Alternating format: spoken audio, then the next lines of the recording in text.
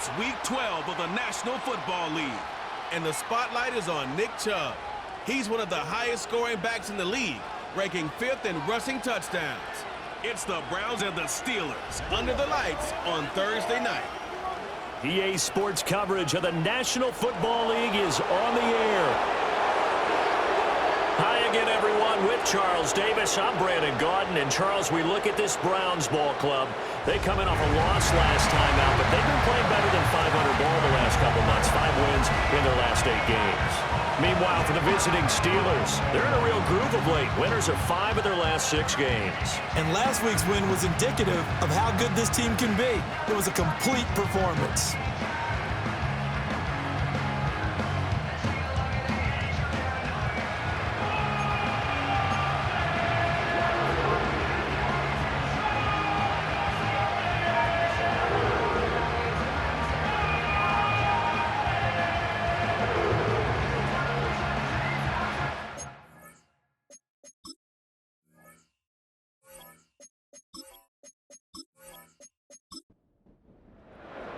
The final playoff push is upon us. It's Week 12 of the NFL season, and we're underway on EA Sports. Well, now how about this return? A solid return, pretty good field position. They'll start at the 32. So the new-look Steelers offense headed out for their first drive, led by a man in his 13th NFL season now. First is a Steeler, Russell Wilson. I like this guy, and the reason I do, he tends to stay on an even keel. Doesn't let too much ruffle him. He will manage the game the way it needs to be managed, take what the defense gives him, and then he can strike at times. Had a touchdown pass. Yes, he had an interception last week, but he found a way for his team to win. And he is met at the line of scrimmage, and he goes down right there. 2nd and 10.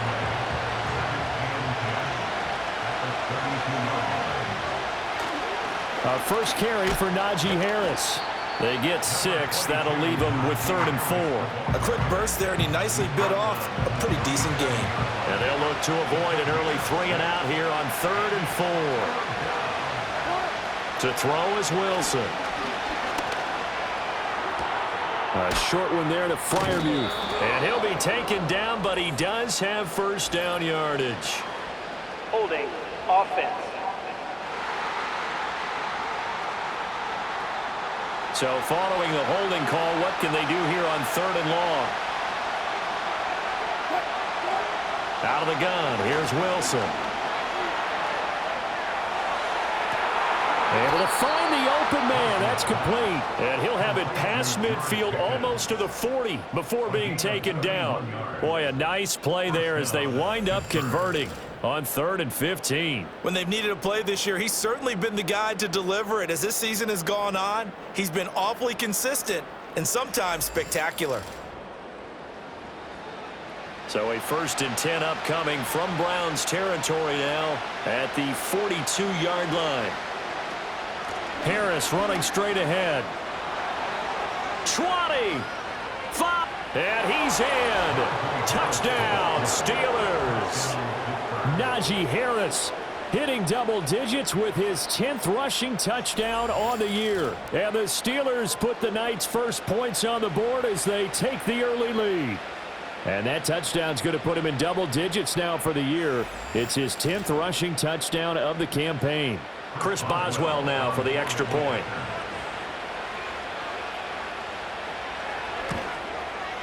And he'll put it through to make it 7-0 Steelers.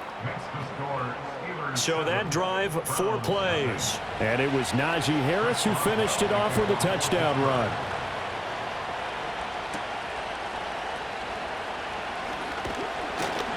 And they'll get him down inside the 30 at the 27. So here are the Browns under head coach Kevin Stefanski. Orchestrating the offense will be a man who, of course, won a national title back in his days at Clemson, Deshaun Watson. And what I loved about meeting with him before the game was talking to a guy who takes ownership of his performance. 2 touchdowns, 2 interceptions last week, but all he focused on was the loss, okay? And he did say, if I change my stats a little bit, not necessarily for me to look better, but that'll help my team. And he ran right through one tackle as he fights forward for a gain of 7. A check on the numbers for Chubb from a week ago. 19 carries, 79 yards. Well, obviously, he didn't have a great deal of time between games, having to turn around on a short week and get ready for Thursday night football. But he said in pregame he was feeling pretty good and felt more recovered from last week's contest than he would have expected. Didn't seem to think this short week was going to affect him much as he chases a big performance here in prime time. Watson now to throw. They set up the screen to Chubb. And he goes out of bounds just shy of the 45. It's a gain of 10, and the Browns are going to get a first down. The Browns at 500, sitting at 5-5. Now, they were losers last time out, trying to turn things around here in this one. And it always helps to have a home crowd behind you, giving you encouragement as long as you give them something good to cheer about. So you know they just want to come out and play well for their faithful, and I expect them to do just that. On first down, they'll run with Chubb. Just a yard on the first down carry, so it's 2nd and 9. You look at this Steeler defense. This unit, 3rd best in the NFL in stopping the run. Most of their challenges have come in the passing game because against the run, they've been pretty darn good. Now you got to figure out a way to slow down those receivers before they get downfield and maybe make a few more plays on the ball when it's in the air. Here's 3rd and 3. From the 50, it's Watson. And Jones has it over the middle. Past the 20. And he'll take this into the end zone. Now, hold on here. We do have a flag down. So let's see what this is about. Holding offense. And they get Jack Conklin there, the right tackle. And this 3rd down looking very tough after the holding penalty. 3rd and long. Now Watson. Escaping the pressure right. And he's going to get this all the way down inside the 35. Big yardage there on the scramble. It gets him a first down. He's a talented runner, and that means he's always looking for bigger and bigger gains when he takes off. Certainly found some bonus yards there beyond the first down marker, and this early drive will continue with that extra jolt from his legs. And inside the 20 before he's brought down. Now it looks like we're going to get a stoppage here. An injured Steeler on that last play. The medical staff will attend to him, and we will step aside. So from inside the 20, here's 1st and 10 at the 18. Now Chubb running right. 2 yards on the carry there. It'll be 2nd down. Sometimes you're aligned perfectly and the play comes to you, and sometimes you got to cover some ground to go make the play as we just saw there. We saw a great example of perseverance right there on that play. Got to be careful. They might want to throw one over his head as this game progresses. He'll pick up only a yard there, and it'll leave him with a 3rd and 7.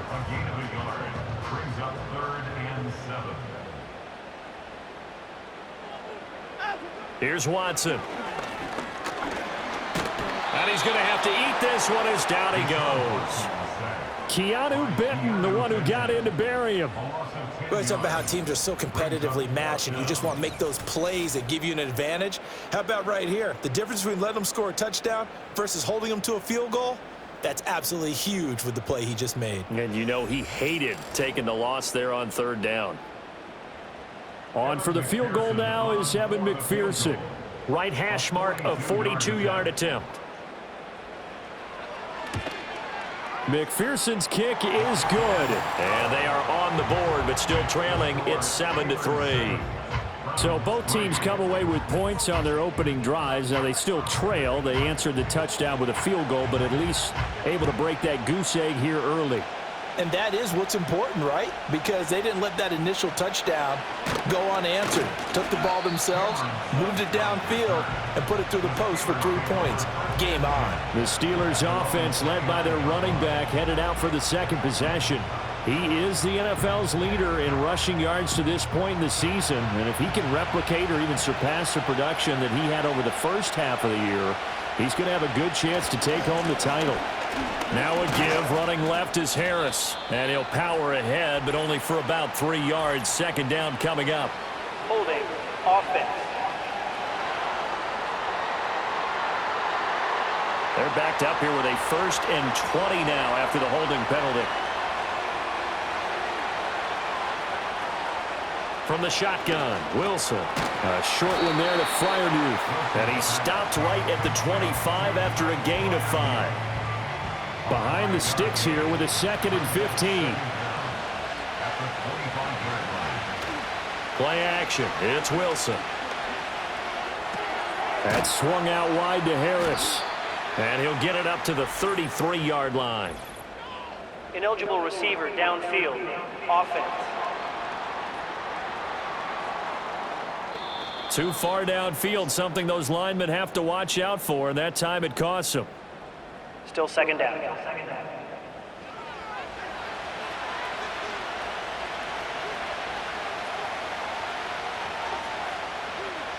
Now it's Wilson.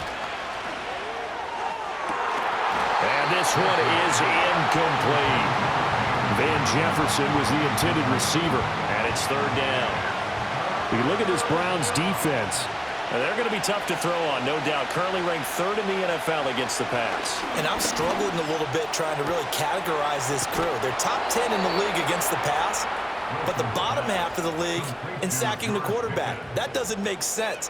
Imagine if this group ever put pressure on the QB, they'd easily move into the top 5. That's what we're used to seeing from him right there. Plays like that, why he's number 4 in the league in terms of receiving yardage. Able to make adjustments all along the way. It doesn't matter where he lines up, where he releases from. Working his way into the secondary, figures out defenses and finds weak spots in order to get open. And his throw here's incomplete. Timing's crucial in any route thrown, but when you throw an out, so many things are going through the mind of the receiver. Catching the ball, timing it up with the quarterback. Are my feet going to get down inbounds? On that play, all those things going through his head might have caused him to drop it. And they're going to have another 1st down as he's going to be tackled at the Browns' 41-yard line. A solid gain of 15 yards and the sticks move. Again, Wilson. Now a quick throw there, but it's going to be incomplete. Yeah, their back's up against the wall a little bit, and they come through by forcing an incompletion. Now they've got to continue to ratchet up the intensity a couple of more times and get off the field before giving up any more yardage. Oh, he dropped it. They were looking for him in the middle 3rd. He couldn't catch it. Now 3rd down. Now right where this set of downs started, they need a full 10 here to pick up the 1st down and move the chains. From the gun, it's Wilson. That is caught, and he's going to get this inside the 30. 13 yards on his first catch. It's a 1st down as well. Now that was pretty. They executed that curl route versus zone coverage, and that changes things a little bit because against man, it's often a tight curl, tight, sharply run route. Against zone, you're just looking for that open spot, that dead area, so you may curl it a little bit wider just to get to that place. And usually a tight window. He fired a bullet in there for the completion. Might have gotten this one down to the 28, and that's all. Credit him with a 1-yard gain there to make it 2nd and 9.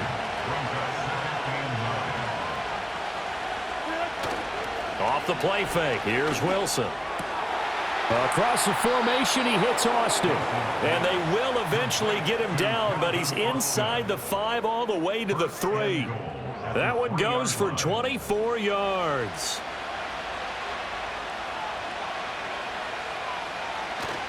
They go play action now. Wilson looking end zone, but it's incomplete. Well, that play there was certainly a scouting report special because coverage was all too aware that this close to the end zone, he's going to become a bigger weapon for that offense, and they were there to help force the incompletion. That's to the pylon and incomplete. All right, Captain, it's batten down the hatches time defensively. Dodged 2 pass attempts to the end zone. Now what do you think they're going to try and dial up on 3rd and goal? Well, knowing them and knowing what we just seen, I think they're throwing it again, don't you? I think you have to. I think in this situation. Got his man. It's caught for a Steelers touchdown. Calvin Austin with touchdown number 7 on the year as his guys are able to extend their lead. Well, that's just how they drew it up, CD. His first read was there, got it to him quickly and into the end zone. Absolutely excellent execution by all involved. And the coordinator, got to give him credit, found the perfect play call. Quarterback let it fly as soon as the target came free, and his guy made a nice catch. Just how you draw it up in practice and then execute it in the game. Extra point put through by Boswell, and that pushes the lead up to 11. Boswell now to kick it away after the touchdown.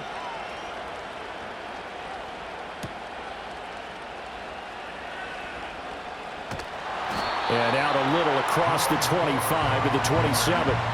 Second drive coming up here for Cleveland as they return to the field on offense. And they come into this one off the loss over the weekend. But you say if you're going to play a Thursday night game, this is the week to do it. It certainly is, because you get right back out there. You don't have time to dwell on things. And look, your game plan is going to be a little more limited, but so is theirs. So that's when you just appeal to your top players. Guys, you make plays in this one, we out-execute them, we can walk away with a win. After the incomplete pass, here now is 2nd and 10. They'll fake the handoff. Now Watson. That's to the former Bronco, Jerry Jeudy. And he'll be out of bounds, but able to get it up past the 45. A gain there of 21 yards. Partner, this is one of the best routes anyone can have in their offensive playbook. Tough to defend because you think it's a go route, and then he breaks it back on the comeback. But there's one other thing you need as well. A well-thrown ball. Exactly right. You have a guy who has some precision in throwing the football because of the timing of the route. Here's Chubb on the read option. Powers through him. And this time he's able to take it down to the 42. Holding, offense.